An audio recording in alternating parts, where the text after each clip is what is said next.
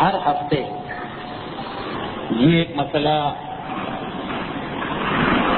بڑی شدت کے ساتھ موجود رہتا ہے کہ جب سیرت رسول پہ گفتگو کی جائے تو یقیناً کچھ ایسی بحثیں بھی آتی ہیں، کچھ ایسے مسائل بھی آتے ہیں کہ جو عام طور پر بڑے خشک سمجھے جاتے ہیں، اور آنے والوں کی اکثریت کیونکہ واقعات سننے میں زیادہ دلچسپی لیتی ہے، تاریخ زیادہ پسند ہوتی ہے لوگوں کو، اس لیے تکلیف سے احساس بھی ہوتا ہے کہ یہ جو خشک بحث بیچ میں آ گئی، اس سے سننے والے اکتاہٹ میں مبتلا ہو رہے ہوں گے، مگر دوسری جانب یہ مسئلہ بھی ہے کہ اگر ان باتوں کو نامکمل چھوڑ دیا جائے تو عام مجالس میں کیونکہ اتنا وقت نہیں ہوتا جتنا ہمیں مل گیا، 25 تقاریر ہوئی اور ابھی صرف اعلان رسالت ہی تک بات پہنچی ہے، تو یہ چیزیں عام مجالس میں بھی بیان نہیں ہو پاتی ہیں، اس مخصوص سلسلے میں بھی بیان نہ ہو تو یہ جو علمی مباحث ہیں یہ نامکمل رہ جائیں گے۔ اس لیے اب تقریباً یہ انداز بن گیا ہے کہ 1-2 ہفتے تاریخی باتیں اور کبھی کبھار بیچ میں ایک ایسی گفتگو جو عام سننے والوں کی نقطہ نگاہ سے تو بڑی خشک لیکن سیرت رسول کو سمجھنے کے لیے انتہائی اہم، اور آج کی تقریر بھی کچھ اسی قسم کی تقریر ہے۔ پچھلی دفعہ بھی ایک مسئلے کو میں نے بیان کرنا شروع کیا تھا، مگر پھر یہ دیکھ کر کہ لوگوں کی اکتاہٹ بڑھتی چلی جا رہی ہے، اسے بیچ میں چھوڑ دینا پڑا، اور یہی طے کیا کہ اس کو 2 حصوں میں کر کے کچھ باتیں آج مکمل کی جائیں گی۔ بیان مکمل نہ ہونے کی وجہ سے غلط فہمی بھی پیدا ہو گئی ہوگی، جو آج دور ہو جانا چاہیے کہ بات پیغمبر اسلام پر آنے والی پہلی وحی سے شروع ہوئی تھی، اور گفتگو یہ ہو رہی تھی کہ وہی 5 طریقوں سے 5 زیادہ مشہور طریقے جن طریقوں سے رسول پہ یہ وحی آتی ہے، یا الہام کے ذریعے، یا خواب کے ذریعے، یا فرشتہ انسانی شکل میں آ کے پیغام الہی پہنچاتا ہے، یا فرشتہ اپنی نورانی شکل میں آ کے پیغام الہی پہنچاتا ہے، اور یا براہ راست مرسل و مرسل، معبود و عبد کے درمیان گفتگو ہوتی ہے پیغمبر اسلام تک بغیر کسی واسطے اور ذریعے کے، یہاں تک کہ جبرائیل کا بھی واسطہ نہیں ہوتا، خود براہ راست پروردگار وحی کو نازل کرتا ہے، جو وحی کی سب سے مشکل قسم ہے۔ تو یہ 5 طریقے بیان کیے جا رہے تھے، اور اسی کے درمیان یہ بات آ گئی کہ مسلمانوں میں ایک مکتب فکر ہے جو اگرچہ خاصے طویل عرصے سے چلا آ رہا ہے، لیکن آج کل وہ بڑا طاقتور ہو چکا، کہ جن کا نقطہ نگاہ یہ ہے کہ پیغمبر اسلام کے اوپر جو بھی وحی آتی ہے وہ قرآن ہے، قرآن کے علاوہ باقی پیغمبر کے پاس کوئی اور وحی نہیں، اور اسی لیے پیغمبر کے جو احکام قرآن کے اندر ہیں عمل کرو، وہ وحی کا حکم ہے، ہم مانیں گے، اور جو کچھ قرآن میں نظر نہ آئے اور پیغمبر کہیں کہ ایسا کرو تو وہ پیغمبر کا ذاتی حکم ہے جو پیغمبر اپنی رائے سے دے رہے ہیں۔ اب چاہے ہم مانیں چاہے نہ مانیں، بلکہ اختیار بھی نہیں ہے ہمیں اپنی عقل بھی لگانا، اور روایت بھی آ جاتی ہے کہ جب پیغمبر مدینے گئے تھے تو لوگوں کو دیکھا تھا کھجور کے درختوں میں نر اور مادہ کا پیون ملاتے ہوئے، اس کام سے روک دیا تو کھجوروں کی فصل خراب ہو گئی۔ پیغمبر نے جب پوچھا کہ اس سال فصل کیوں خراب ہوئی تو کہا اللہ کے رسول آپ نے منع کر دیا، ہم نے آپ کی بات مانی، مگر اس کے بغیر کھجور میں پھل نہیں آ سکتا ہے۔ تو پیغمبر نے کہا کہ میں بھی تمہارا جیسا ایک انسان ہوں، جب دنیاوی معاملات میں گفتگو کیا کروں تو میری بات کو ماننا تمہارے لیے ضروری نہیں، بلکہ خود دیکھا کرو کہ اس میں فائدہ ہے یا فائدہ نہیں۔ یہ تو ایک گروہ ہے، مگر ایک گروہ اس سے بھی آگے بڑھا، اس نے کہا کہ دینی باتوں میں بھی اگر رسول نے کوئی بات کہی اور وہ بات ہم کو قرآن میں نہیں ملی تو پھر اس بات کی کوئی اہمیت و حیثیت نہیں ہے۔ اسی سلسلے میں پچھلی دفعہ ہم اپنے عقیدے کو ظاہر کر رہے تھے کہ ہمارا عقیدہ کیا ہے۔ یہ کوئی دلیل دینے کی گفتگو تو ہے نہیں کہ یہ ثابت کیا جائے کہ صحیح کیا ہے غلط کیا ہے۔ ہمارا اپنا عقیدہ اس سلسلے میں کیا ہے؟ ہمارا اپنا عقیدہ یہی ہے کہ پیغمبر اسلام جو کہتے ہیں وہ ما ينطق عن الهوى، اپنی طرف سے نہیں کہتے، ان ہوا الا وحی یوحی، ہر ایک وحی الہی کے اشارے سے ہوتا ہے کلام، لیکن تین طریقے سے پیغمبر کا کلام اور خدا کا کلام ہم تک پہنچتا ہے۔ ایک تو براہ راست قرآن کے ذریعے، ایک حدیث قدسی کے ذریعے، ایک حدیث رسول کے ذریعے۔ اس میں سے دو باتیں تو بالکل واضح ہیں۔ قرآن کسے کہتے ہیں کہ پیغام خدا کا ہو، الفاظ بھی خدا کے ہوں۔ حدیث رسول کسے کہتے ہیں؟ پیغام خدا کا ہو، الفاظ رسول کے ہوں۔ مگر جو تیسری چیز ہے یعنی حدیث قدسی، اس میں علماء میں اختلاف ہے دو نظریے۔ ایک نظریہ پچھلی دفعہ میں نے بیان کر دیا تھا، وہی موقع تھا کہ جب میں نے افتاحت محسوس کر کے مجمع کی آسانی کے لیے موضوع کو بدل دیا، آج اس کو مکمل کرنا کہ حدیث رسول بالکل واضح بات کہ پیغام خدا ہے، الفاظ رسالت ہے۔ قرآن خدا کا پیغام ہے، الفاظ بھی خدا کے، اور حدیث قدسی اس کی ایک تعریف پچھلی دفعہ آ گئی کہ پیغام خدا کا ہے، الفاظ جبرائیل کے، کہ جس طرح کوئی آدمی اگر اپنے نوکر کے ذریعے کسی دوسرے کو کوئی پیغام بھیجے تو اب اگر نوکر مالک کے ایک ایک لفظ کو بیان کر دے تو یہ شریعت میں قرآن بن جائے گا، اور اگر نوکر مالک کے پیغام کو اپنے لفظوں میں بیان کر دے تو یہ شریعت کی اصطلاح میں حدیث قدسی بن جائے گا۔ مثلا خدا نے اگر یہ کہا کہ اے اسلام لانے والوں نمازیں قائم کرو، اور اگر یہ جو خدا کے الفاظ ہیں یہی الفاظ جبرائیل نے رسول تک پہنچا دیے تو یہ قرآن ہو گیا، لفظ بھی خدا کا، پیغام بھی خدا کا۔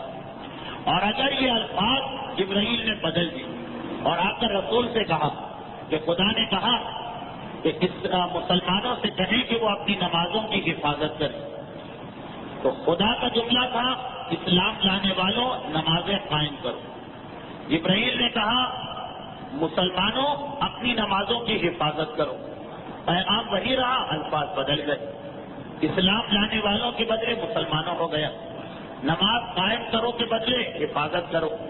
پہلے خدا نے صرف نماز کہا تھا، یہاں اپنی نماز آ گیا تو پیغام وہی، الفاظ جبرائیل کے ہو گئے، یہ حدیث قدسی۔ یہ تو ایک نظریہ، لیکن ایک دوسرا نظریہ بھی ہے جو ہمارے محقق علماء نے زیادہ اختیار کیا، وہ یہ کہ جبرائیل کا تو اس میں کوئی دخل ہی نہیں، جبرائیل کا تو اس میں کوئی واسطہ ہی نہیں ہے، ان کا کام ہے پیغام خدا کو رسول تک پہنچانا، یہ اختیار نہیں ہے جبرائیل کو کہ اس کے الفاظ بدلیں۔ پھر قرآن اور حدیث قدسی میں کیا فرق ہے؟ حدیث رسول تو واضح ہے، پیغام خدا ہے، الفاظ رسالت ہے، لیکن قرآن اور حدیث قدسی میں یہ فرق ہے کہ دونوں میں الفاظ بھی خدا کے ہیں، پیغام بھی خدا کا۔ البتہ جس پیغام کو چیلنج بنا کے پیش کیا، تحدی ہے کہ اے عرب والوں اس کا جواب لے کے آؤ، وہ قرآن بن گیا، اور جسے چیلنج اور تحدی بنا کے پیش نہیں کیا لیکن الفاظ خدا ہی کے ہیں، وہ حدیث قدسی بن گیا۔ تو حدیث قدسی اور قرآن دونوں میں لفظ بھی خدا کا، پیغام بھی خدا کا، فرق یہ کہ جو اس چیلنج کی صورت میں آ رہا کہ انہیں استطاعت فلیاتوا بمثلہ، کہ اگر تم میں طاقت ہے تو اس قرآن کی مثل لے کے آؤ، وہ قرآن بنا کے جو چیلنج کی صورت میں پیش کیا گیا وہ قرآن بنا کے ہمارے سامنے بھیجا، اور جو نہیں جس میں کوئی چیلنج نہیں تھا، فقط رسول کو ایک پیغام دینا تھا، الفاظ خدا کے تھے، کہ مثلا وہ مشہور روایت کہ نماز شب کے بارے میں جو حدیث قدسی کی روایتیں، مسواک کے بارے میں جو حدیث قدسی کی روایتیں، پڑوسیوں کے بارے میں جو حدیث قدسی کی روایتیں، کہ الفاظ بھی خدا کے ہیں مگر وہ الفاظ چیلنج نہیں ہیں عام عرب کے سامنے۔ تو یہ تو بہرحال ایک مسئلہ یہاں پہ مکمل ہوتا ہے کہ قرآن بھی جب کلام خدا ہے اور حدیث قدسی بھی جب کلام خدا ہے اور حدیث رسول بھی جب کلام خدا ہے تو آخر ان تینوں میں کیا فرق ہے؟ اور بس ایک چھوٹی سی ضمنی سی بات میں اور بیان کروں اور پھر اپنے موضوع پر آ جاؤں۔ اب یہ بات تو ہم نے کہی، لیکن کیا یہ بات قرآن سے ثابت ہے کہ اللہ نے اپنے رسول پر قرآن کے علاوہ بھی کوئی وحی بھیجی؟ کیا یہ بات قرآن میں کہیں موجود ہے یا یہ فقط لفظی بحث ہے، لفاظی ہو رہی؟ اعتراض کرنے والے تو یہی کہتے ہیں کہ خدا کی جانب سے صرف وہ وحی آتی ہے جو قرآن ہے، باقی جو کچھ رسول نے کہا وہ سب رسول کا اپنا پیغام ہے، جو صحیح بھی ہو سکتا ہے، غلط بھی ہو سکتا۔ تو دیکھیں قرآن کیا کہہ رہا۔ قرآن پہلے تو ایک اصول بتا رہا، انا علینا جمعہ و قرآنہ، انا علینا جمعہ و قرآنہ، سورہ قیامت 75واں سورہ، کہ اے میرے حبیب اس قرآن کو جمع کرنا اور اسے تمہارے سامنے پڑھنا یہ ہماری ذمہ داری۔ فَإِذَا قُرْآنَهُ فَاتَّبِعْ قُرْآنَهُ، جب تمہارے سامنے قرآن جبرائیل پڑھے تو اس قرآن کو سنتے رہو۔ ثُمَّ إِنَّا عَلَيْنَا بَيَانَهُ، اور پھر یہ ہماری ذمہ داری ہے کہ قرآن کی تشریح ہم کریں گے، قرآن کی تفسیر ہم کریں گے۔ اس اصول نے یہ بتایا کہ دو چیزیں خدا کی طرف سے آتی ہیں، ایک قرآن ہے، ایک بیان ہے۔ پہلے قرآن آتا ہے، پھر اس کی تشریح آتی ہے۔ تو یہی بیان حدیث قدسی اور حدیث رسول ہے، یہ تو ایک اصول ہو گئے۔ اور قرآن میں اس کی مثالیں جلدی جلدی میں بیان کر دوں تاکہ میں اپنے موضوع پہ آ سکوں۔ سورہ بقرہ ارشاد ہو رہا، وما جعلنا القبلۃ التي كنت عليها، کہ اے میرے حبیب یہ جو ہم نے قبلے کو بدلا ہے، پہلے قبلہ مسلمانوں کا بیت المقدس تھا، بعد میں کعبہ ہو گیا۔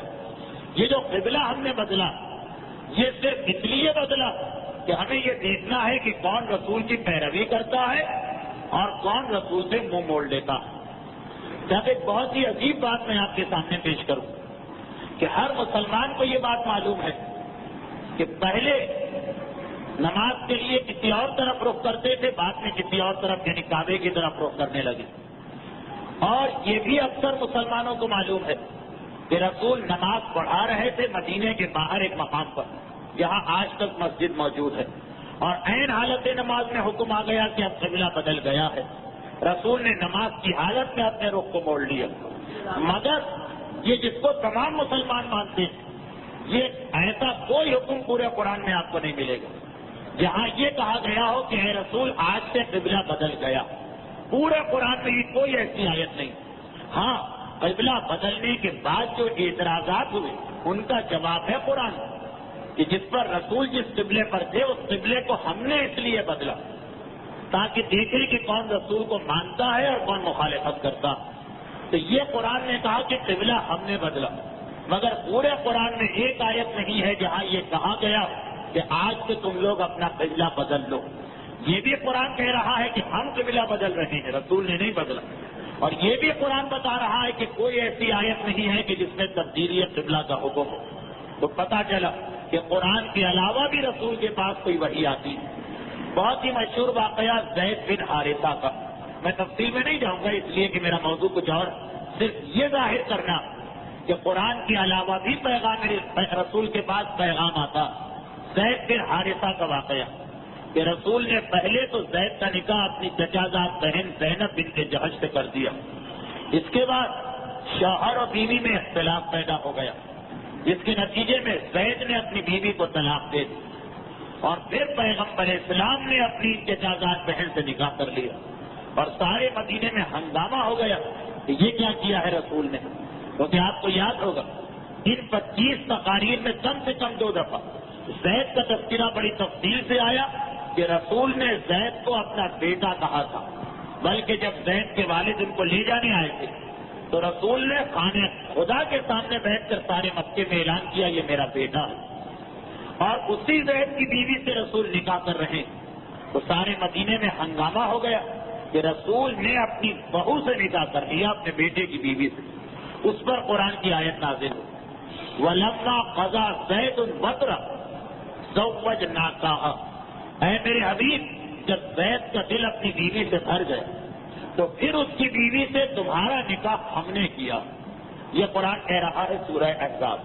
اور پھر آگے بتایا لیکن لا یکون علی المؤمنین حرج، تاکہ صاحبان ایمان پر اپنے منہ بولے بیٹوں کی بیویوں سے نکاح کرنے میں پریشانی نہ ہو۔ پوری تفصیل بتائی، لیکن ایک لفظ بڑا جی کہ زوجناکا، کہ اے رسول زید کی بیوی سے تمہارا نکاح ہم کر رہے ہیں، یعنی تم نے نہیں کیا، ہم نے کیا ہے یہ نکاح۔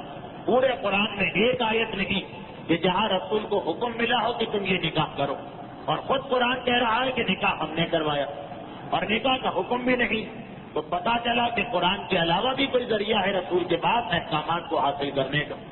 اور سب سے واضح بات اور آخری بات، سورہ مبارکہ تحریم کی دوسری آیت، کہ جب پیغمبر اسلام نے اپنی دو بیویوں کو یہ بتایا کہ انہوں نے آپس میں کیا بات کی، ایک سازش جو ہوئی تھی کاشان نبوت میں، جس کی تفصیل اب آپ آئندہ سال سنیں گے۔ مہاراج پیغمبر کی دو بیویوں نے مل کے ایک منصوبہ بنایا، اور وہ منصوبہ ایسا تھا کہ رسول خدا ان کی ایک کنیز ماریہ قبطیہ سے ہٹایا جائے، مگر پیغمبر اسلام نے ان دونوں کو بتا دیا کہ تم نے کیا منصوبہ بنایا۔ وقال، حیران ہو کر انہوں نے کہا، من انباکا، آپ کو یہ بات کس نے بتائی؟ تو پیغمبر کہتے قال نبأنی العلیم الخبیر، مجھے اس نے یہ بتایا ہے جو علیم بھی ہے خبیر بھی ہے، صاحب علم بھی ہے اور اس کے پاس ہر خبر ہوتی۔ تو قرآن میں رسول کا جملہ کہ میرے پاس خبر آئی خدا کی طرف سے، اور پورے قرآن میں ایک آیت ایسی نہیں جس میں کہا گیا ہو کہ اے رسول تمہاری بیویوں نے یہ منصوبہ بنایا۔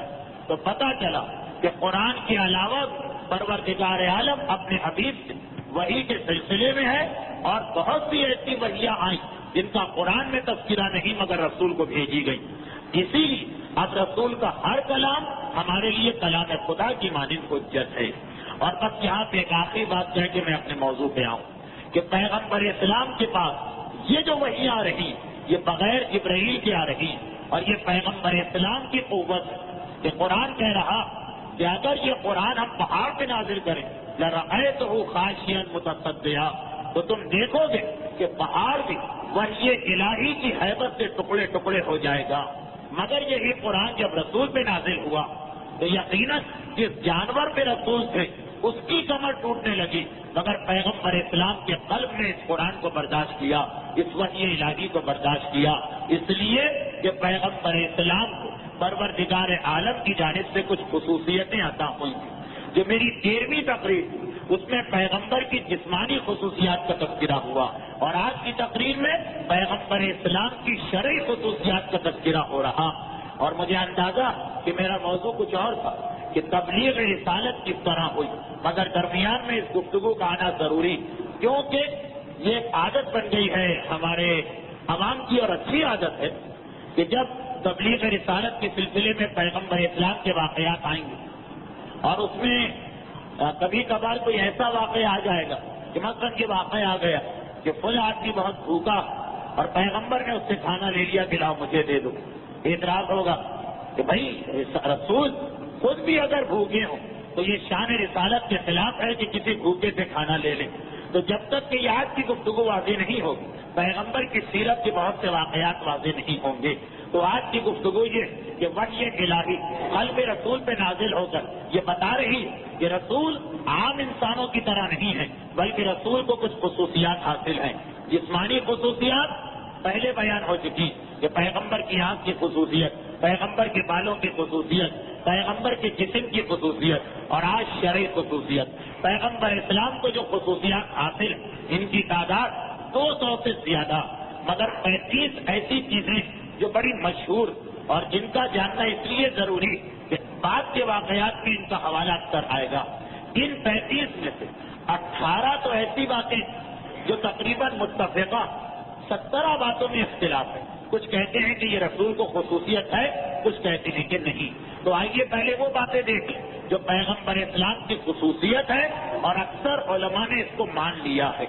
چنانچہ آغاز یہاں سے ہوتا کہ عام امت کے لیے نماز شب اور نماز وتر کا پڑھنا مستحب، مگر پیغمبر اسلام کے خصائص میں یہ، یعنی اس میں ذمہ داریاں بھی آ رہی ہیں، سہولتیں بھی آ رہی ہیں۔ خاص پیغمبر اسلام کے لیے جو اسپیشل احکامات آئے کہ نماز شب اور نماز وتر پیغمبر کے لیے واجب، پیغمبر اسے نہیں چھوڑ سکتی، باقی امت کے لیے مستحب۔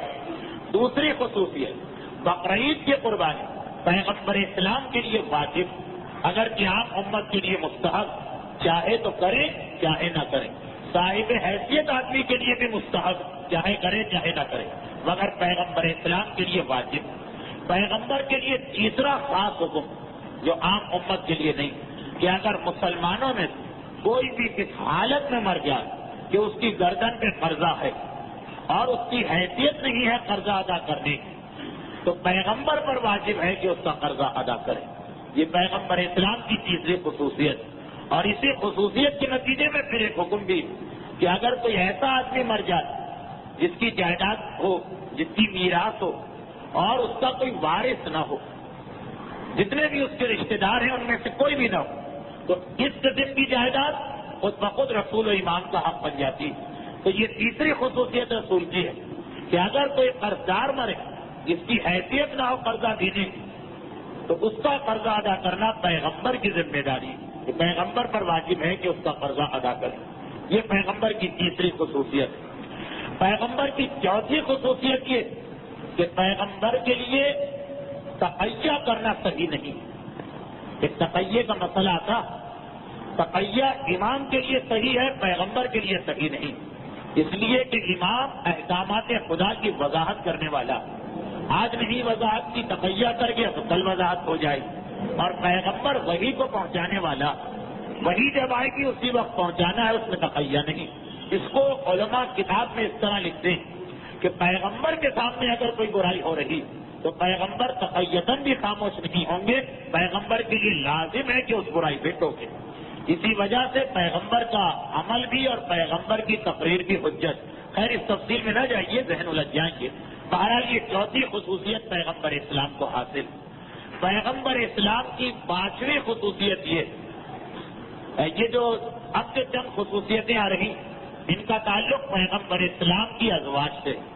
پیغمبر اسلام کی پانچویں خصوصیت یہ کہ پیغمبر اسلام اپنی ازواج کو یہ اختیار دے سکتے کہ چاہے میرے نکاح میں رہو اور چاہے مجھ سے الگ ہو جاؤ۔ باقی عام امت کو یہ اختیار نہیں کہ طلاق دیے بغیر کسی سے کہے کہ تم الگ ہو جاؤ، بلکہ وہ حرام شوہر کے لیے اپنی بیوی کو اس طرح رکھنا کہ نہ طلاق دیتا ہے نہ اس کے حقوق ادا کرتا ہے، یہ حرام۔ لیکن پیغمبر کو یہ خصوصیت حاصل ہے جو سورہ احزاب میں بیان ہوئی کہ اپنی بیویوں کو یہ اختیار دے سکتے ہیں کہ چاہے تم میرے ساتھ رہو چاہے مجھ سے الگ ہو جاؤ بغیر طلاق دیے ہو۔ پیغمبر اسلام کی چھٹی خصوصیت یہ کہ ایک وقت پیغمبر کے لیے 4 عورتوں سے زیادہ نکاح دائمی میں لینا چاہیے۔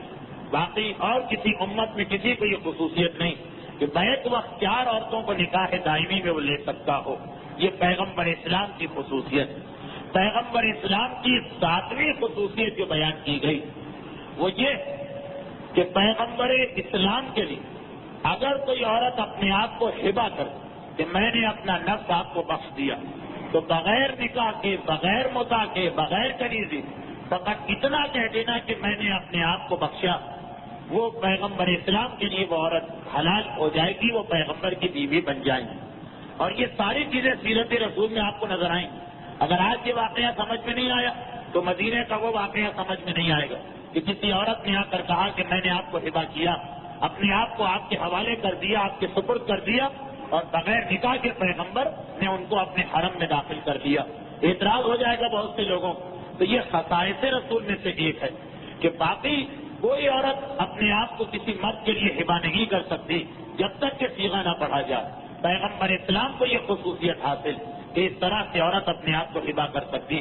پیغمبر اسلام کی 8ویں خصوصیت تو بڑی مشہور ہے کہ پیغمبر اسلام کو یہ خصوصیت حاصل کہ ان کے زوجیت میں جو آ گیا وہ نہ پیغمبر کی زندگی میں نہ پیغمبر کے بعد باقی مسلمانوں میں سے کوئی ان سے نکاح نہیں کر سکتا، چاہے پیغمبر کہ وہ گھر میں آئی ہوں یا گھر میں آنے سے پہلے طلاق ہو گئی۔ جو ایک مرتبہ پیغمبر کی زوجیت میں آ گیا، اب ان خاتون سے کوئی مسلمان نکاح نہیں کر سکتا، کوئی انسان نکاح نہیں کر سکتا، نہ پیغمبر کی زندگی میں یہ نکاح جائز اور نہ پیغمبر کے بعد یہ نکاح جائز، نہ اس زوجہ سے کہ جو پیغمبر کے یہاں آ کے طلاق پا کے گئی، نہ ان سے کہ رخصتی سے پہلے ہی طلاق ہو گئی۔ یہ بھی تاریخ میں واقعہ موجود ہے۔ جویریہ کا واقعہ یہی کہ پیغمبر اسلام سے نکاح ہوا مگر رخصتی سے پہلے طلاق ہو گئی۔ تو یہ ایک ہی چیز سیرت رسول کے بہت سے واقعات کو سمجھانے والی ہے۔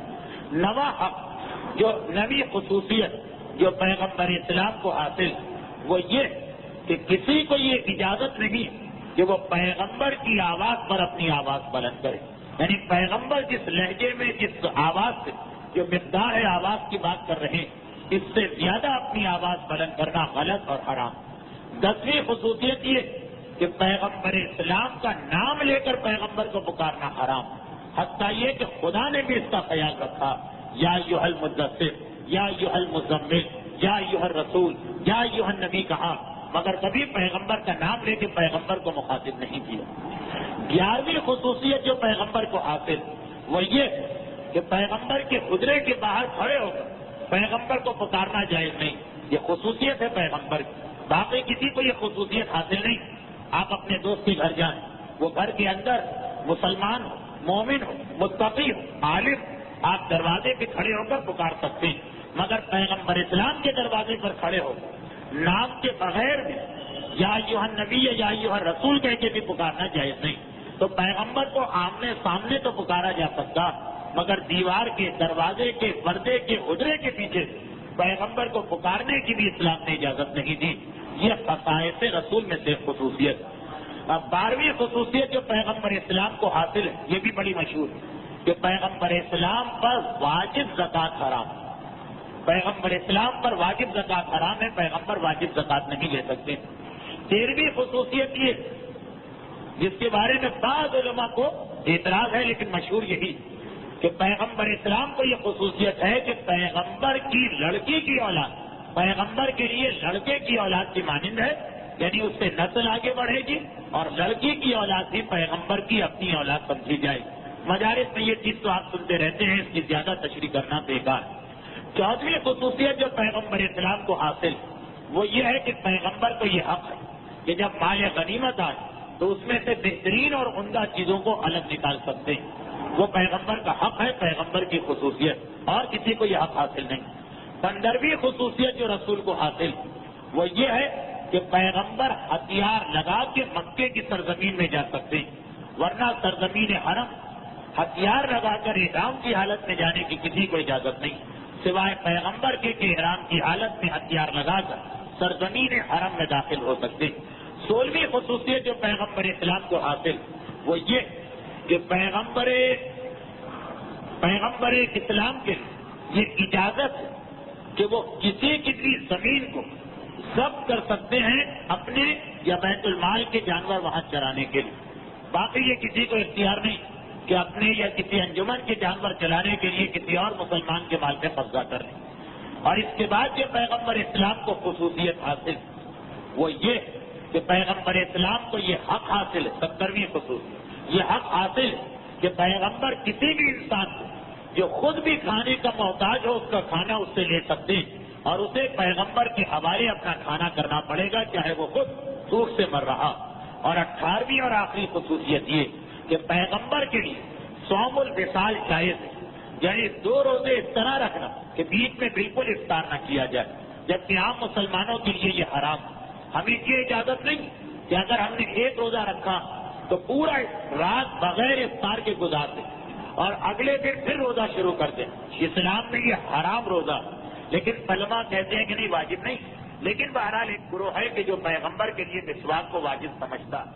نمبر 2، پیغمبر کے لیے اپنے صحابہ سے مشورہ لینا، ہمارے اور آپ کے لیے واجب نہیں ہے کہ اگر ہم کوئی کام کرنے جائیں تو ضرور لوگوں سے مشورہ لیں، بہتر ہے، مستحب، مگر بعض علماء کا یہ کہنا کہ یہ جو باتیں میں بتا رہا ہوں یہ فقط شیعہ مکتب فکر کی بات نہیں، شیعہ اور سنی دونوں علماء کا ان باتوں میں تقریباً اتفاق چل رہا۔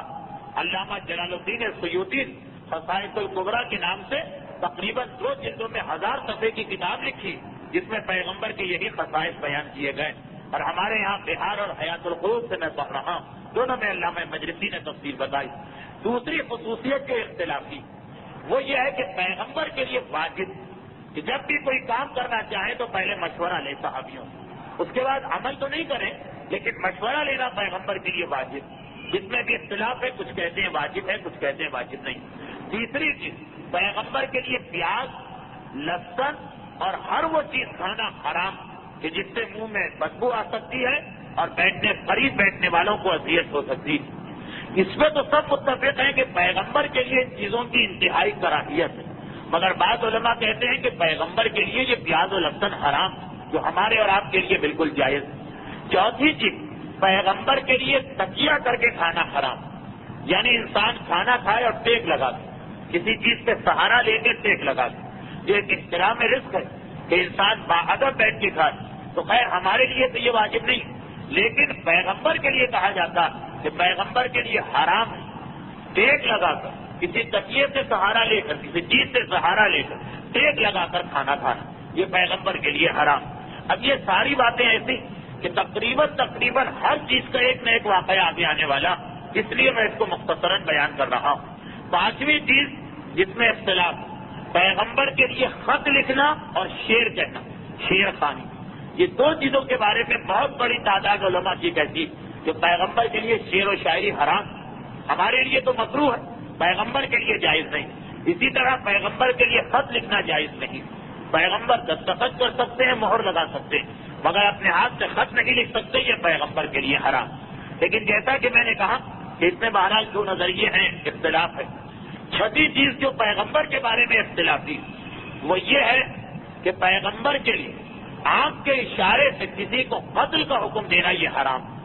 وہ آپ کو یاد ہوگا کہ ماہ محرم کی جو مجالس یہاں ہوئی اس میں ایک واقعہ بھی آیا تھا کہ جب فتح مکہ سے ایک دن پہلے مکے سے ایک شخص یعنی یزید کا دادا چل کے پیغمبر کی خدمت میں آیا اور اسلام قبول کرنا چاہا، تو کافی دیر تک پیغمبر نے اس سے بات نہیں کی، اور جب بہت دیر گزر گئی تو پیغمبر نے پھر اسے معاف کیا، اور جب وہ باہر نکل کے گیا تو پیغمبر نے اپنے صحابیوں سے پوچھا کہ یہ شخص کہ جس سے پہلے اعلان ہو چکا ہے کہ جہاں یہ بلا قتل کر دو، تم نے اسے قتل کیوں نہیں کیا؟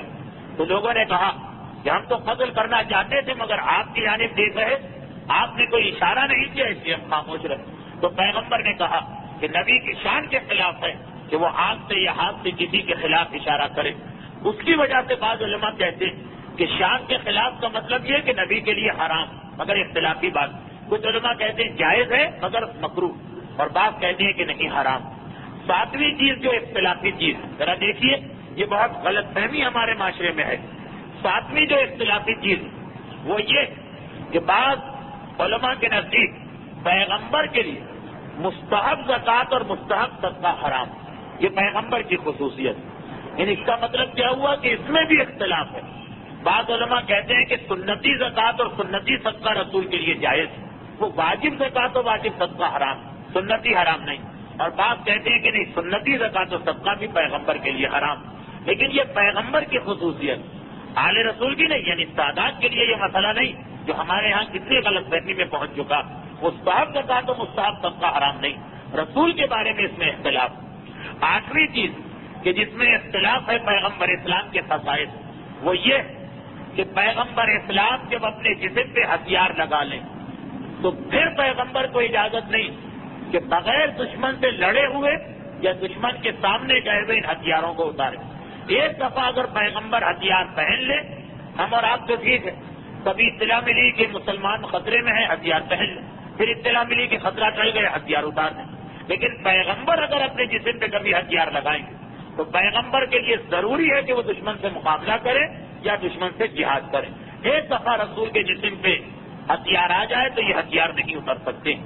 نویں چیز جو پیغمبر اسلام کی خصوصیتوں میں شامل اور دوسروں کو یہ حق حاصل نہیں ہے، دوسروں کے لیے نہیں، وہ یہ کہ رسول جب کسی سنت کام کو شروع کرے تو پھر پیغمبر کے لیے اس کو مکمل کرنا ضروری، یا تو شروع ہی نہیں کرے یا شروع کرے تو آدھا نہیں چھوڑ سکتے۔ ہمیں اور آپ کو تو اختیار ہے، ہمارا دل چاہا کہ ہم نماز شب پڑھیں، آج 11 رکعت پڑھنا ہے، 4-6 رکعت کے بعد دل بھر گیا اور ہم چھوڑ کر چلے گئے تو ہمیں کوئی گناہ نہیں ملے گا۔ یا مغرب کے بعد نافلہ پڑھنے کا دل چاہا، ہم نے فقط 2 رکعت نماز پڑھی، 2 رکعت کا دل نہیں چاہا، کوئی بات نہیں، مگر رسول کے لیے یہ جائز نہیں۔ وہ اگر کوئی سنت کام شروع کرے تو ضروری ہے کہ اس کو مکمل کرے، یا شروع نہ کرے یا یہ کہ پھر مکمل کرے، کیونکہ بات بہت واضح کہ اگر رسول اس کو آدھا چھوڑ دے تو وہ سنت پھر آگے رہ جائے گی، یعنی 6 رکعت نماز شب بھی اسلام میں سنت ہو جائے گی کہ رسول نے کبھی 6 رکعت نماز شب پڑھی۔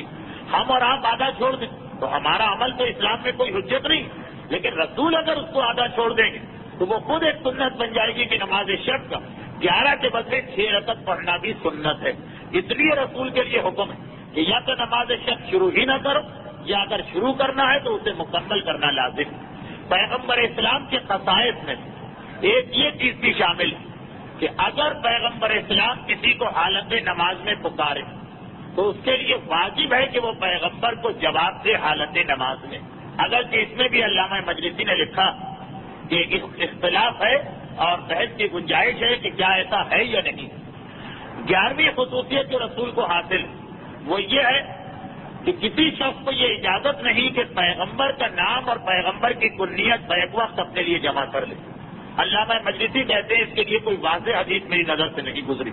چنانچہ بعض علماء کہتے ہیں کہ یہ چیز حرام کہ ایک آدمی اپنا یا اپنے بیٹے کا نام محمد رکھے اور کنیت ابو القاسم رکھے، یا ایک رکھو یا دوسرا رکھو، دونوں کو ایک ساتھ نہیں رکھ سکتے. لیکن مثلا اگر کوئی وہ کہتے ہیں کہ یہ مکروہ ہے مگر حرام نہیں. تو بہرحال اس میں اختلاف ہے کہ کیا یہ خصوصیت رسول میں یہ چیز شامل ہے یا شامل نہیں. یہ 11ویں چیز.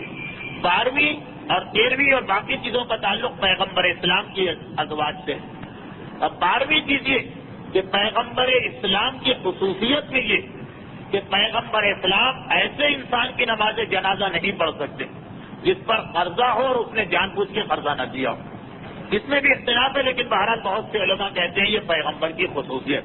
ہم اور آپ کو پڑھ سکتے بلکہ ہم پر تو واجب ہے اگر کوئی پڑھنے والا نہ ہو. مجھ سے کسی نے ایک سوال کیا کہ کیا بے نمازی کی نماز جنازہ ہم پڑھ سکتے ہیں؟ بالکل واجب ہے آپ پہ نماز جنازہ پڑھنا اگر کوئی اور نہیں. اس لیے کہ کتنا ہی بڑا گناہ گار کیوں نہ ہو، جب تک کہ وہ کافر نہیں ہوتا اس کی نماز جنازہ مسلمانوں پہ واجب. لیکن پیغمبر کے لیے ایسے انسان کی نماز جنازہ جائز نہیں جس پر قرضہ ہو، دے سکتا ہے اور وہ نہ دے. پیغمبر اس کی نماز جنازہ نہیں پڑھتے.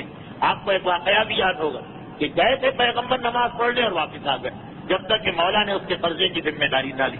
پیغمبر اسلام 13ویں خصوصیت یہ بتائی گئی کہ اس نیت سے کسی کو پیسہ نہیں دے سکتے کہ واپسی میں زیادہ لوں گا. یہ پیغمبر اسلام کے لیے جائز نہیں. ہاں باقی امت کے لیے ہمارے آپ کے لیے جائز کہ ہم کسی کو پیسہ دیں اور نیت یہ ہو کہ 100 روپے دے رہے ہیں واپسی میں 110 روپے لیں. دیکھیے یہ سود کی بات نہیں، سود میں شرط لگائی جاتی ہے. ہم تمہیں اس شرط پہ دیتے ہیں کہ 10 روپے بڑھا کے دینا، وہ تو سب کے لیے حرام. ایک مسئلہ یہ ہے کہ نہیں یہ شرط نہیں، نیت یہ ہے مگر شرط ہم نے نہیں لگائی. ہمارے پاس 2 آدمی پیسے مانگنے آ گئے.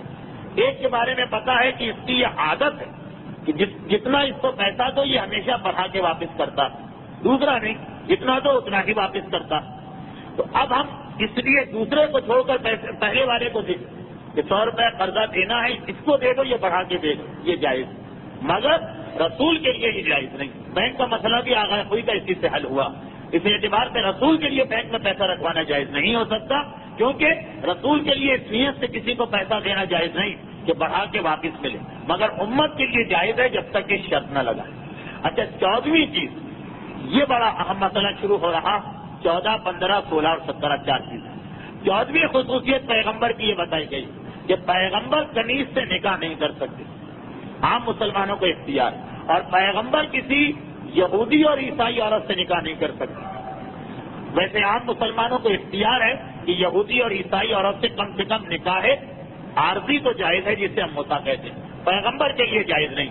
پیغمبر کے نکاح نہ تو یہودن اور عیسائین جا سکتی ہے اور نہ ہی پیغمبر کی کنیزی کے اندر پیغمبر نہ ہی کسی کنیز کو نکاح کر کے باقی ازواج میں شامل کر سکتے. یہ ساری تفصیل مدینے کے واقعات میں آنے والی ایک ایک چیز کی بڑی اہمیت. 15ویں چیز، پیغمبر کے لیے اپنی بیویوں میں راتوں کی تقسیم واجب نہیں. باقی تو ہر ایک پہ واجب ہے. اگر کسی نے 2 شادیاں کی تو اس پر واجب ہے کہ اگر ایک رات ایک بیوی کے گھر میں رہا تو دوسری رات دوسری کے گھر میں رہے. مہینے میں اگر 15 دن ایک جگہ رہا تو باقی 15 دن دوسرے کے ساتھ رہنا واجب. 4 اگر شادیاں کی، ایک رات بھی کسی بیوی کے یہاں گزاری تو واجب ہے کہ پھر ایک رات باقی تینوں بیویوں کے یہاں گزاریں. پیغمبر کے لیے یہ واجب نہیں کہ اپنی ازواج میں راتوں کو تقسیم کریں. یہ پیغمبر کی 15ویں خصوصیت. پیغمبر کی 16ویں خصوصیت، اس میں بڑا اختلاف ہے اور یہ اختلاف پھر ایک تفصیل کے ساتھ بعد میں آئے گا. بس یہ آخری 2 باتیں سن لیجیے. 16ویں خصوصیت، پیغمبر اسلام کی یہ خصوصیت بعض علماء نے لکھی کہ اگر پیغمبر کسی ایسی عورت سے جو بے شوہر نکاح کی خواہش ظاہر کرے تو اس پر واجب ہے کہ وہ اپنے آپ کو پیغمبر کے نکاح میں دے دے. یہ عام مسلمانوں کے لیے نہیں، بڑے سے بڑا عالم اور مرجع کسی عورت سے نکاح کی خواہش ظاہر کرے وہ آزاد و خود مختار، چاہے بات مانے یا نہ مانے. مگر پیغمبر کی خصوصیت کہ امت میں سے اگر کسی عورت سے نکاح کرنا چاہیں تو اس عورت کے لیے بات ماننا ضروری ہے، اور اگر کسی شوہردار عورت سے نکاح کرنا چاہے تو اس کے شوہر پر واجب ہے کہ طلاق دے اپنی بیوی کو تاکہ پیغمبر کی خواہش پوری ہو. اچھا، اب یہ جو خصوصیتیں کیا پیغمبر نے کبھی اس پر عمل کیا نہیں کیا وہ ایک الگ بحث ہے، مگر یہ حق پیغمبر اسلام کو حاصل، اس لیے اگر کوئی ایسا واقعہ نظر آئے تو تعجب میں نہیں جانا چاہیے. اور 70ویں اور آخری خصوصیت کہ اگر پیغمبر کی بیویوں میں سے کوئی پیغمبر کو ناپسند کر دے تو پیغمبر کو یہ حکم ہے کہ وہ اس کو چھوڑ دے، پھر اس کو اپنے گھر میں نہیں رکھ سکتے. لیکن ہمارے یہاں یہ عام مومنوں کے یہاں یہ نہیں. اگر ہم میں سے کسی کی بیوی اسے ناپسند کر دے تو پھر اس پر اس کو اجازت ہے کہ اس حالت میں بھی بیوی کو رکھے اور مصالحت کی کوشش کرے اور معاملے کو اسی طرح کھینچے. لیکن اگر پیغمبر کی کوئی بیوی علی اعلان پیغمبر کو ناپسند کرے، ایک جویریہ کا واقعہ آئے گا کہ اس نے پیغمبر سے کہا معاذ اللہ منک، میں آپ سے پناہ مانگتی ہوں اللہ کی کہ اللہ مجھے اپنی پناہ میں لے لے. پھر پیغمبر ان کو رخصت کر کے بھی اپنے گھر نہیں لائے. یہ پیغمبر کے لیے حکم کہ اگر کوئی بیوی انکار کر دے پیغمبر کے لیے تو پیغمبر پھر اسے لے کے نہیں آ سکتے ہیں، اسے چھوڑ دینا ضروری ہے. تو یہ خصائص پیغمبر اسلام کو اس وقت سے حاصل تھے کہ جب سے اسلام دنیا کے سامنے آیا. ان میں سے بہت سی خصوصیتیں مکے کی زندگی میں آپ سنیں گے، بہت سی مدینے کی زندگی میں. یہ صرف 35 میں نے بیان کی، تقریباً 100 سے زیادہ اور ہیں، وہ انشاءاللہ آئندہ سالوں کے درس میں آپ کے سامنے آئیں گی. تو خیر اب یاد کیجئے کہ گفتگو کا سلسلہ کہاں پہنچا تھا. گفتگو اس مقام پہ ہو رہی تھی کہ پیغمبر اسلام نے جب 27 رجب سن 40 عام الفیل کو جبرائیل امی سے اقرا بسم ربک الذی والی 5 آیتیں اور اس کے بعد براہ راست سورہ مدثر کی 7 آیتوں کی وحی کو لیا، پھر اس کے بعد تبلیغ رسالت شروع ہو گئی اور پیغمبر اسلام ابتدا میں اپنا مرکز زید ابن ارقم کے مکان کو بنایا. یہ مکان خانہ خدا کے بالکل قریب صفا پہاڑی کے نزدیک ترین مقام تھا اور پیغمبر اسلام ہجرت تک اسی مکان کو اسلام کا مرکز بنا کے رکھے ہوئے. یہ تفصیل آ گئی کہ اس مکان کا انتخاب کرنے کی کیا وجہ ہو. جب سعد ابن ابی وقاص نے ایک کافر کے سر پہ ہڈی دے ماری، اس کا سر پھٹ گیا، جس کے بعد مسلمانوں کا راز ظاہر ہونے کا امکان پیدا ہو گئی. تفصیل آ گئی. اب یہاں پر صرف ایک بات بیان کر دی جائے کہ پیغمبر اسلام نے اپنی رسالت کے پہلے 3 سال پوشیدہ طریقے سے تبلیغ رسالت دی. یعنی ایک 2 آدمیوں کو بتایا جا رہا کہ تم اپنے دوستوں میں اپنے ساتھیوں میں تلاش کرو، جو بھی تمہیں اسلام کے قریب نظر آئے اسے دعوت اسلام دے دو. 3 سال کے بعد پھر ایک مرتبہ وہ حکم آیا پیغمبر کے سامنے کہ اب آپ کو علی الاعلان تبلیغ رسالت کرنا. تو اس کے بعد پھر پورے 10 سال پیغمبر اسلام علی الاعلان تبلیغ رسالت کرتے رہے.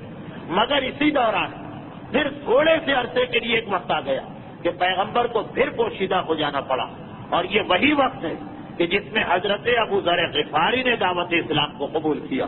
یہ بڑا دلچسپ واقعہ، لیکن آج کی تقریر کا وقت تقریباً اختتام کو پہنچ رہا، اس لیے میں اس کی تفصیل میں نہیں جانا چاہتا ہوں.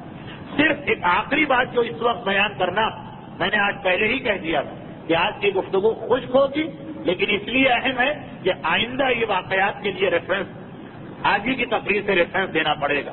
بس ایک آخری بات بیان کرنا کہ پیغمبر نے 3 سال کو پوشیدہ طور پہ تبلیغ کی. اس عرصے میں نہ کافروں نے کوئی مخالفت کی، نہ سرداروں نے کوئی مخالفت کی، نہ مکے والوں نے، اس لیے کہ یہ اندازہ ہی نہیں تھا کہ کیا پیغام پھیلایا جا رہا. اتنا تو مکے والوں نے دیکھا کہ ہمارے بچے، ہمارے جوان، ہمارے دوست وہ کچھ الگ ہو گئے ہیں ہم سے، لیکن کیونکہ مکے میں اس سے پہلے ایسی کئی تحریکیں چل چکی تھی. حلق الفضول جب ہوا تھا اس وقت بھی یہی ہوا تھا کہ جن لوگوں نے اس معاہدے میں شرکت کی تھی وہ عام مکے والوں سے الگ ہو گئے. اسی طرح آپ کو یاد ہوگا کہ ورقہ ابن نوفل نے جب عیسائیت کو قبول کیا تھا اس وقت میں 4 آدمیوں کا ایک گروپ الگ ہو گیا تھا. تو مکے والوں کو ابھی یہ اندازہ نہیں تھا کہ یہ لوگ جو الگ ہو گئے یہ ہمارے لیے آگے چل کے خطرہ بننے والے ہیں. وہ سمجھ رہے تھے کہ نوجوان ہیں، بوڑھے ہیں، تو انہوں نے اپنی انجمن بنائی ہے، کوئی پارٹی بنائی، بنانے تو ہمارا کیا نقصان۔ 3 سال تک تو یہ صورتحال رہی۔ 3 سال کے بعد جب پیغمبر نے علی الاعلان تبلیغ رسالت شروع کی، تب پہلی مرتبہ مکے والوں کو اندازہ ہوا۔ مگر اس عرصے میں 3 سال کے عرصے میں 134 آدمی دائرہ اسلام میں داخل ہو چکے، چنانچہ مسلمانوں کا بھی ایک طاقتور گروہ بن گیا۔ لیکن اس تمام عرصے میں حضرت ابو طالب کے بارے میں اگر آپ دیکھیں تو ایک چیز کا سمجھ لینا ضروری کہ حضرت ابو طالب کو پروردگار عالم کی جانب سے یہ ذمہ داری ملی کہ وہ پیغمبر اسلام کا تحفظ کرے۔ باقی جو مسلمان ہیں وہ تو مظالم اور مسائل برداشت کریں گے، آپ انشاءاللہ آئندہ سنیں گے، مگر پیغمبر کا تحفظ ضروری ہے۔ چھوٹے چھوٹے حملے پیغمبر پر ہوئے، کبھی اونٹ کی اوجھڑی لا کے رکھ دی، کبھی پیغمبر پہ بچوں نے پتھراؤ کر دیا، کبھی کسی نامعلوم شخص حالت نماز میں پیغمبر کے گلے میں رسی ڈال دی۔ ان سب کی تفصیل آپ تاریخ میں دیکھیے تو یا بچے نظر آتے ہیں اور یا کوئی نامعلوم آدمی جس کا نام ہمیں تو پتا چل گیا کیونکہ معصومی نے بتایا کہ یہ ظلم کس نے کیا، یہ ظلم کس نے کیا، یا قرآن کی آیتیں آ گئی، مگر اس وقت تو یہ بات تھی کہ معلوم نہیں کس نے عبداللہ کے یتیم کی کمر پہ اونٹ کی اوجھڑی رکھ دی، پتا نہیں کون ہے۔ یعنی اگر پورا خاندان بنی ہاشم کے کعبے میں جا کے پوچھے کون ہے وہ کہ جس نے رسول کے گلے میں رسی ڈالی، تو سب یہی کہیں گے ہمیں معلوم ہی نہیں، ہمارے سامنے کا یہ واقعہ ہی نہیں۔ تو عرب کے اور خصوصاً مکے کے اتنے طاقتور سردار اپنی پوری طاقت کے باوجود یہ ہمت کیوں پیدا نہیں کر رہے کہ کبھی آمنے سامنے آ کر رسول کا مقابلہ کریں؟ فقط ایک مرتبہ ہمیں نظر آتا کہ بالکل سامنے مقابلہ کیا ابو جہل نے جا کر، مگر اسی وقت جناب حمزہ آ گئے اور ابو جہل کا سر پھاڑ دیا اور اسلام قبول کر لیا۔ باقی عرب کے لوگ مظالم بھی کر رہے ہیں رسول پہ، مگر اپنا نام بھی چھپا رہے ہیں، تو اس کی وجہ ابو طالب کی ذات تھی۔ حضرت ابو طالب کے لیے اس وقت اپنے ایمان کو ظاہر کرنے کا حکم نہیں تھا، اور ان کے لیے یہی حکم تھا کہ تمہیں دین ابراہیمی پہ چلنا۔ الفاظ دیگر اسلام جب تک کہ مکے میں رہا اس وقت تک کلمہ لا الہ الا اللہ آ تو گیا، لیکن اگر کوئی اس کلمے سے ہٹ کر دین ابراہیمی پر رہے تو وہ بھی نجات والا مانا جاتا تھا۔ کوئی حضرت عیسیٰ کے دین پہ رہے وہ بھی نجات والا مانا جاتا تھا، کوئی حضرت موسیٰ کے دین پہ رہے وہ بھی نجات والا مانا جاتا تھا، بشرط یہ کہ صحیح دین ہو۔ تو عیسائیت، یہودیت، دین ابراہیمی یہ 10 سال تک اسلام کے ساتھ ساتھ چلے کہ چاہے اسلام کو قبول کرو چاہے ان کو، مگر ایک فرق کے ساتھ وہ یہ کہ یہ جو اجازت تھی یہ ان لوگوں کو تھی کہ جو پہلے سے ان دین میں سے کسی دین پر ہے، لیکن اگر کوئی نیا آدمی اللہ کے دین میں داخل ہونا چاہتا تو اس پر واجب تھا کہ وہ اسلام میں داخل۔ کوئی نیا آدمی دین ابراہیمی میں نہیں جا سکتا، دین عیسائیت میں نہیں جا سکتا۔ ہاں جو پرانے چلے آ رہے ہیں ان کو اجازت کہ تم ان دینوں پر رہ سکتے ہو، تو تمہارا وہی مقام ہوگا جو ایک مسلمان کا مقام۔ حضرت ابو طالب کو بھی یہ اجازت ملی، یعنی تقیہ تو تھا مگر ایسا نہیں کہ اپنے آپ کو وہ ظاہر کریں کہ میں گمراہ ہوں معاذ اللہ، نہیں، میں دین ابراہیمی پر ہوں۔ اور مکے کی زندگی تک چاروں مذاہب کو بالکل برابر مقام تھا، بس ایک فرق کے ساتھ کہ نئے آدمی کو اجازت نہیں ہے لیکن پرانے آدمیوں کو اجازت ہے۔ تو حضرت ابو طالب اسی وجہ سے دین ابراہیمی پر ہیں اور ساتھ ساتھ اپنے بیٹوں کو اسلام کی جانب بھیج رہے ہیں، اور اسی انداز سے حضرت ابو طالب کا دین ابراہیمی پر رہنا اور اسلام قبول نہ کرنا یہ سبب بنا کہ مکے کی زندگی تک پیغمبر اسلام کو کوئی پریشانی نہیں ہو، ساری پریشانیاں مدینے میں ہوں۔ مکے میں جو کچھ پریشانی تھی وہ یہ تھی کہ یہ آواز پھیلنے نہیں دی جا رہی ہے، ماننے والوں پہ ظلم ہو رہے ہیں، مگر ذات رسالت کو خطرہ نہ تھا۔ اسی لیے پورے مکے کی زندگی دیکھ لیجیے، پوری مکے کی زندگی پیغمبر اسلام کے لیے کبھی اس انتظام کی ضرورت نہ پڑی کہ کوئی پہرے دار رکھا جاتا سوائے شیخ ابی طالب کے 3 سال کی۔ اور مدینے میں آج بھی جائیے، آج بھی تو آپ کو مدینے کی مسجد میں باقاعدہ ایک ستون نظر آئے گا جس کا نام ہے ستون حارث، یعنی یہ وہ جگہ جہاں پوری مدینے کی زندگی ایک محافظ بیٹھتا تھا رات کو رسول کی حفاظت کے لیے کہ کوئی رات کو رسول پہ حملہ کر کے رسول کو شہید نہ کر دے۔ مکے کے اندر نہ خانہ خدا میں آپ کو ایسا کوئی مقام نظر آئے گا، نہ محلہ بنی ہاشم میں، سوائے شیب ابی طالب کے 3 سالوں سے پیغمبر کی اس قسم کی حفاظت کی ضرورت پیش نہ آئی ابو طالب کی وجہ سے. اور مدینے میں جہاں رسول حاکم مطلق ہے، جہاں حکومت ہے، وہاں پہ پہلے دن ہی سے اس کی ضرورت پیش آ گئی. یہ سبب ہے کہ ابو طالب کو اسلام کا کلمہ پڑھنے سے پروردگار عالم نے شروع میں روکا تھا. یہ میں نے اس لیے بتایا کہ پچھلی تقریر میں جناب جعفر طیار کے واقعے میں یہ آ گیا تھا کہ ابو طالب اشارہ کرتے ہیں اپنے بیٹے کو، لیکن خود کلمہ اسلام نہیں پڑھ رہے، کیونکہ اس وقت دین ابراہیمی ماننے والے کے لیے کلمہ پڑھنا واجب نہیں تھا. جس طریقے سے نماز معراج کی رات تک عام مسلمانوں کے لیے نماز واجب نہیں، رسول کے لیے واجب. معراج کے بعد پھر تمام مسلمانوں کے لیے یہ نماز واجب ہوئی ہے. اس کی تشریح تو میں انشاءاللہ اب کی جمعے اور ہفتے کی جو 2 مجلسیں ہوں گی معراج کے سلسلے میں اس میں کروں گا. آج کچھ پرانی باتوں کی تکرار ہو گئی، کچھ پرانی باتوں کی وضاحت ہو گئی. اب سیرت رسول کے سلسلے آخری گفتگو جس میں ہجرت حبشہ تک کے حالات بیان کیے جائیں گے وہ آئندہ منگل کو ہو رہی. تو خوش قسمتی سے اس منگل سے آئندہ منگل تک سیرت رسول کے سلسلے میں 4 تقاریر کا موقع مل رہا. ایک آج کی تقریر، پھر جمعہ، پھر ہفتہ اور پھر آئندہ منگل. آئندہ منگل کو 36ویں اور اس سال کی آخری تقریر ہوگی سیرت رسول کے بارے میں، جس میں مکے کے 1 حد تک حالات مکمل ہو جائیں گے. اب مجھے یہ اندازہ کہ ایصال ثواب کی مجلس کا بھی کچھ تقاضا، مگر یہاں کا ایک دستور و طریقہ ہے. میں ان لوگوں سے معذرت کر دوں جو فقط اور فقط ایصال ثواب کی وجہ سے یہاں تشریف لائے کہ بہت تفصیل سے نہ صحیح، مختصراً ایک دستور یہاں کا ہے کہ کچھ نہ کچھ مسائل ہر تقریر میں بیان کیے جاتے ہیں، اور حتی الامکان یہ کوشش کی جاتی ہے کہ جو مسائل خواتین کی جانب سے آئیں ان کا جواب پہلے دیا جائے. یہ سلسلہ چل رہا. میں زیادہ وقت آج نہیں لوں گا، اس لیے کہ تقریباً 54 منٹ ہماری تقریر کو ویسے بھی ہو چکے ہیں. صرف 6 یا 10 منٹ کے مسائل ہیں، ان کو سن لیجیے. اس کے بعد آپ کی زحمتیں ختم ہوں گی. اس سے پہلے کہ مسائل شروع ہوں بآواز بلند درود بھیجیے محمد و آل محمد.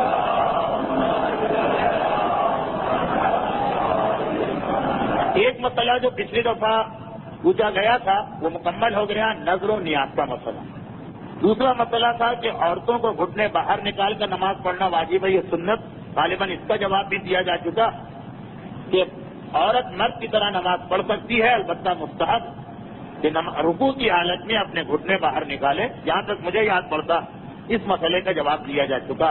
اب آخر کے جو 2-3 مسئلے رہ گئے، 2 یا 3 مسئلے اس کے اندر، اس سے زیادہ نہیں ہیں، صرف ان کو سماعت فرمائیے اور اس کے بعد آپ کی زحمت ختم. یہ میں نے اس لیے بھی ان مسائل کو ترجیح دی کہ ان میں 1-2 مسئلے ایسے آ گئے کہ جن کا آج بیان بہت ضروری ہے. ایک مسئلہ اس کے اندر نمازوں کا آیا ہے. سوال یہ پوچھا گیا کہ کیا ہر نماز میں اقامت پڑھنا چاہیے؟ جیسے نماز شب ہے تو کیا ہر رکعت میں اقامت پڑھیں، ہر سنت نماز میں اقامت پڑھیں، یا صرف نیت کر کے نماز پڑھ لیں؟ یہ ایک سوال ہے. تو اذان اور اقامت واجب نمازوں میں ہے، سنت نمازوں میں اذان اور اقامت نہیں. قضا نمازوں میں بھی اذان اور اقامت ہے، واجب نمازوں میں بھی اذان اور اقامت ہے، مگر سنتی جو نمازیں ہیں، نافلہ مغرب ہے، زیارت امام کی ہے، شب قدر کی ہے، نماز شب، ان میں اقامت اور اذان نہیں ہے. براہ راست آپ نماز کی نیت کریں اور نماز شروع کر دیں. دوسرا سوال یہ پوچھا ہے کہ میری نماز قضا، تو یہ جو سجدے اور رکوع میں سبحان ربی الاعلیٰ یا سبحان ربی العظیم پڑھتے ہیں تو ہم تو ان کو 3 دفعہ پڑھتے ہیں، اور آغا بروجردی کے دور میں یہی بتایا گیا. پھر آغا حکیم کا دور آیا، محسن حکیم کا، اس میں بھی 3 دفعہ ہم ذکر کیا کرتے. تو قضا نمازیں بہت ساری ہیں یا کچھ ہیں، کیا ان میں 1 دفعہ پڑھ لیں تو یہ کافی رہے گا یا ان میں بھی 3 دفعہ پڑھنا ہے؟ ایک سوال اسی کے ساتھ انہوں نے یہ بھی کہا ہے کہ وضو بھی ہم 3 مرتبہ کرتے تھے، اب ہم نے 1 یا 2 دفعہ وضو کرنا شروع کر دیا. تو قضا نماز جو آغا محسن حکیم اور آغا بروجردی کے مسائل ہم کو بتائے گئے تھے، اس میں ہم سبحان رب العظیم سبحان رب الاعلیٰ 3 دفعہ پڑھ رہے ہیں. آج ہم وہ قضا نماز پڑھنا چاہتے ہیں جو ان کے زمانے میں ہم سے چھوٹی، تو اس کا کیا مسئلہ ہے؟ اب اسی آغا حکیم کے طریقے پر رہوں یا طریقہ بدل دیا جائے؟ اس میں بیک وقت 3 سوال انہوں نے پوچھ لیے ہیں اور تینوں اہم سوال ہیں. ان کا پہلا جو سب سے آخری سوال ہے، لیکن میں اس کو پہلا بنا دیتا ہوں کہ میں ان کا سوال آخر کا ٹکڑا یہ ہے کہ میں آغا محسن حکیم کی تقلید کرتی ہوں، اب اس پر رہوں یا کسی اور کی تقلید کروں. تو پہلی بات تو یہ یاد رکھیے کہ جس مجتہد کی آپ تقلید کریں جیسے ہی اس کا انتقال ہو اس کی تقلید ختم ہو. جیسے ہی مجتہد کا انتقال ہو اس کی تقلید پہ باقی رہنے کی اجازت نہیں ہے, تقلید ختم ہو. بلکہ واجب ہے کہ اس کے انتقال کے بعد زندہ مجتہدوں میں جو سب سے بڑا ہے اس کی تقلید کریں اور نیت کریں کہ اب میں ان کی تقلید میں جاتی ہوں. جب ان کی تقلید شروع کر دیں نئے مجتہد کی, مثلا آغا محسن حکیم کے بعد جیسے ہی ان کا انتقال ہوا ایک دن بھی ان کی تقلید میں نہیں رہیں گے, تقلید ختم. اب فوراً دیکھیں کہ ان کے بعد سب سے بڑا مجتہد کون ہے. فرض کیجیے کہ آغا خوئی کا نام پتہ چلا, اسی دن آغا خوئی کی تقلید شروع کریں اور اب ان سے پوچھیں کہ جو نمازیں, روزے, وضو, غسل جو مجھے طریقے تو وہی پرانے یاد ہیں, کیا میں سب نئے مسئلے یاد کروں آپ کے یا پرانے مسائل پر عمل کر سکتی ہوں؟ تو مثلا آغا خوئی نے اجازت دے دی کہ آغا محسن حکیم کے جو مسئلے جس کو یاد ہیں زبانی وہ ان مسئلوں پہ باقی رہ سکتا. اب آغا حکیم کی تقلید پہ ہم باقی, مگر یہ نہیں کہا جائے گا کہ آغا محسن حکیم کی تقلید میں, آغا خوئی کی تقلید میں ہے کیونکہ ان کی اجازت ملی اس لیے ہم آغا حکیم کے طریقے پہ عمل کر رہے ہیں, ورنہ ہم کو اختیار اور اجازت نہیں تھی اس طریقے پہ عمل کرنے. تو مردہ مجتہد کی تقلید پر باقی نہیں رہ سکتے, زندہ کی تقلید کریں پھر اس سے پوچھ کر مردہ مجتہد کے مسائل پہ عمل کیا جا سکتا. اور اسی لیے آپ مسائل پر عمل کریں گی مردہ مجتہد کی یعنی آغا حکیم کی, مگر کہلایا جائے گا کہ آپ آغا خوئی کی تقلید میں. اور اسی وجہ سے جو نیا مسئلہ پیش آئے ان سے پوچھیے, اپنا خمس وغیرہ دینا ہو ان کو دیجیے, کیونکہ مجتہد کے انتقال کے بعد اس کے سارے وکیل اسی منٹ ختم ہو جاتے ہیں. اب آغا محسن حکیم تو کوئی وکیل دنیا میں نہیں, ان کا انتقال ہوا سارے وکیل ختم. تو اس لیے ان کی تقلید غلط. تقلید آپ نے نئے مجتہد کی ہے, ان کی اجازت سے آپ پرانے مجتہد کے مسئلوں پر عمل کر رہی, مگر کہلایا جائے گا کہ آپ ان کی تقلید میں. یہ تو ہوا پہلا سوال کہ آغا حکیم کی تقلید میں اگر آپ باقی ہیں تو غلطی کر رہی ہیں, فوراً نئے مجتہد کی تقلید میں آئیے اور پھر عمل پرانے مسائل پہ کیجیے, اس میں کوئی حرج نہیں. اس لیے کہ موجودہ جو دو بڑے مجتہد یا آغا خوئی یا آغا خمین دونوں نے اجازت دی ہے کہ آغا محسن حکیم کی تقلید پر باقی رہ سکتے ہیں, مگر پہلے ان کی تقلید کرنا ہوگی نئے مجتہد کی. اب ان کا دوسرا سوال کہ وضو ہم 3 دفعہ کرتے تھے, یہ آپ بالکل غلط کرتی تھی, کیونکہ کسی بھی شیعہ عالم نے آج تک وضو میں 3 دفعہ چہرہ یا ہاتھ دھونے کی اجازت نہیں دی. سب کے نزدیک یہ وضو غلط ہے, حرام ہے اور باطل بھی ہو سکتا. تو آغا محسن حکیم کے زمانے میں بھی کسی نے آپ کو غلط بتایا, آغا بروجردی کے زمانے میں بھی کسی نے آپ کو غلط بتایا. ان کا یہ مسئلہ قطعاً نہیں تھا, بلکہ آپ کے لیے ضروری کہ آپ باقاعدہ کسی عالم سے رجوع کریں جہاں آپ اس کو اپنی بات سمجھا سکیں, یا کسی مسئلہ جاننے والی خاتون سے, اور یہ دیکھ لیں کہ جو 3 دفعہ آپ نے وضو کیے وہیں ایسا تو نہیں کہ تیسری مرتبہ جو آپ نے پانی ڈالا ہاتھوں پر اسی پانی سے مسا کیا تو وہ وضو سارے باطل اور ان کی ساری نمازیں باطل. یہ تصدیق کرا لی. تو بہرحال اب آپ کو وضو میں 1 یا 2 مرتبہ تک دھونے کی اجازت ہے, 3 مرتبہ غلط. تیسرا مسئلہ کہ رکوع اور سجدے میں سبحان رب العظیم اور سبحان رب الاعلیٰ 3 دفعہ پڑھتے تھے. بہرحال مجھے یہ یاد نہیں کہ آغا بروجردی کا کیا مسئلہ تھا. آغا محسن حکیم بھی 1 ہی دفعہ واجب سمجھتے تھے اور 3 دفعہ ثواب سمجھتے تھے, اور یہی آغا خوئی کا نظریہ ہے, یہی آغا خمینی کا کہ سبحان رب العظیم و بحمدہ آپ ادا نماز میں بھی چاہیں تو 1 ہی مرتبہ پڑھیں اور زیادہ ثواب لینا ہے تو 3 دفعہ پڑھیں. سبحان رب الاعلیٰ و بحمدہ چاہے 1 دفعہ پڑھیں چاہے 3 دفعہ. تو